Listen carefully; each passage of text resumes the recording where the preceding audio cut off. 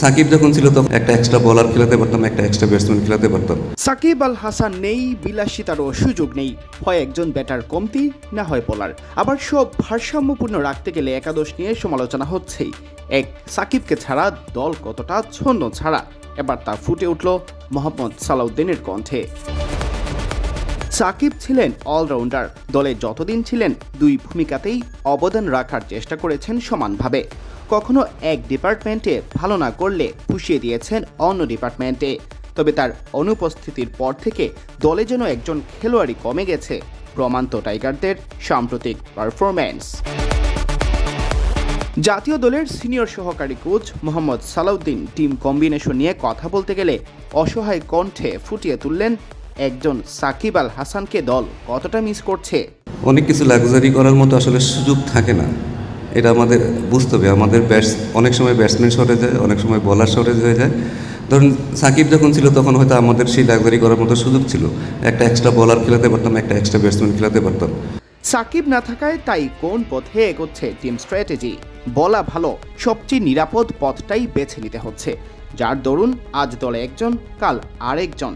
কেউ ভালো করেও বাদ পড়ছেন, কেউ খারাপ করেও দলের ছায়াসঙ্গী। এতে টিম ম্যানেজমেন্টও যে কিছুটা দ্বিধায় পড়ছে তা নিশ্চয়ই আলাদা করে না বললেও চলে।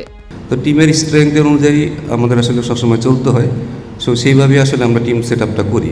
আমরা জানি যে নাসিমকে খেলাইলে হয়তো আমাদের বেনিফিট হতে পারে, বাট তখন হয়তো আপনাকে তবে রিশাদকে বসাইতে হবে অথবা অন্য কাউকে বসাইতে হবে। তো সব দিকে ব্যালেন্স করে টিমের অপোনেন্টের উপর ডিপেন্ড করে আসলে আমাদের টিমটা সবসময় করতে হয়। তো এখানে যেহেতু আবার ব্যাটিংয়ের দিকে আবার তাকাইতে হবে, আপনার ব্যাটসম্যান কতগুলো আছে, কীভাবে আছে, কেউ ফর্মে আছে কিনা, অফ ফর্মে আছে কিনা, সেটার উপরে আসলে টিমের অনেক কিছু চলতে হয়। তো এই কারণে আমি বলবো যে আসলে যেটাই আমরা করার চেষ্টা করি, আমরা সবাই মিলেই করি এবং চেষ্টা করি যে আসলে বেস্ট পসিবল 11 কাকে খেলানো যায়, যেটা দিয়ে আমাদের আসলে রেজাল্ট আসা যায়। দেখেন আমাদের যে সিচুয়েশনে আমাদের সবসময় চ্যালেঞ্জের মধ্যে থাকতে হয়।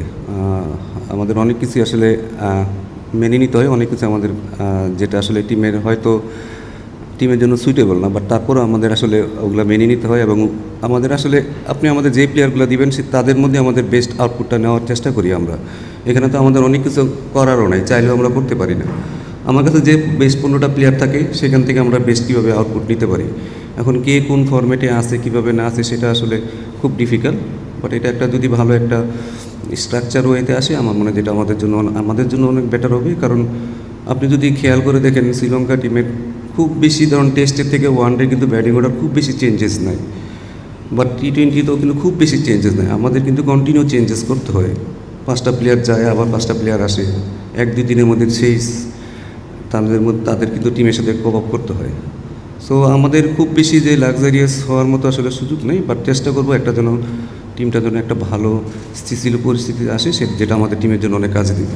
বাংলাদেশ দলকে উইনিং কম্বিনেশনটাও ভাঙতে দেখা যাচ্ছে মাঝে মাঝে। এর কারণ পেসারদের ইনজুরি প্রবণতা। তাদের ফিট রাখার কারণেই দলের সেরা ক্রিকেটারদের অনেক সময় রাখতে হচ্ছে একাদশের বাইরে। সব মিলিয়ে সাকিববিহীন দলে একাদশ সাজানোটাই যেন সবচেয়ে বড় চ্যালেঞ্জ। দেখুন কোনো টিমই তো চাইবে না তার উইনিং কম্বিনেশনটা ভাঙার জন্য, এটা নর্মালি সবাই করে থাকে। বাট আমাদের ছেলেদের দিকেও তাকাইতে হয় অনেক সময়, কারণ ছেলেরাও ইনজুরি থেকে অনেকে আসছে, অনেকে ওয়ার্কলোডটাও আমাদের খেয়াল করতে হয়। কারণ আমাদের পেস বোলারদের ফিট রাখাটা আমাদের জন্য খুব জরুরি। আর যেভাবে এবার ধরেন টানা শিডিউল ছিল, এখান থেকে আসলে ছেলেদের প্রতিদিন ম্যাচ খেলানো আসলে আমাদের জন্য অনেক ডিফিকাল্ট হয়ে যায়। তো আসলে টিমের সব দিকে ব্যালেন্স করে আমাদের চলতে হয়। এটা হয়তো আপনারা বাইরে থেকে হয়তো বুঝবেন না, বাট আমাদের কাছে মনে হয় আমাদের অনেক কিছু ব্যালেন্স করে চলতে হয়। সো এই কারণে আসলে আমাদের প্লেয়ারদের সেফটিটাও তো আমার দেখা দরকার। এখন তাসকিনকে যদি আপনি টানা খেলাতে থাকেন, ওর একটা বড়সড় ইনজুরি থেকে আসছে, সে যদি আবার খেলে তার যদি আবার ইনজুরি, তখন দেখা গেলো একটা ম্যাচের জন্য হয়তো তাকে 1 বছর বসে থাকতে হইতে পারে। তো আমাদের সব দিকে ম্যানেজ করে চলতে হয়। এই কারণে আমি বলবো যে আসলে টিমের যেটা বেস্ট কালকে হবে সেটার দিকে আসলে আমরা খেয়াল রাখবো।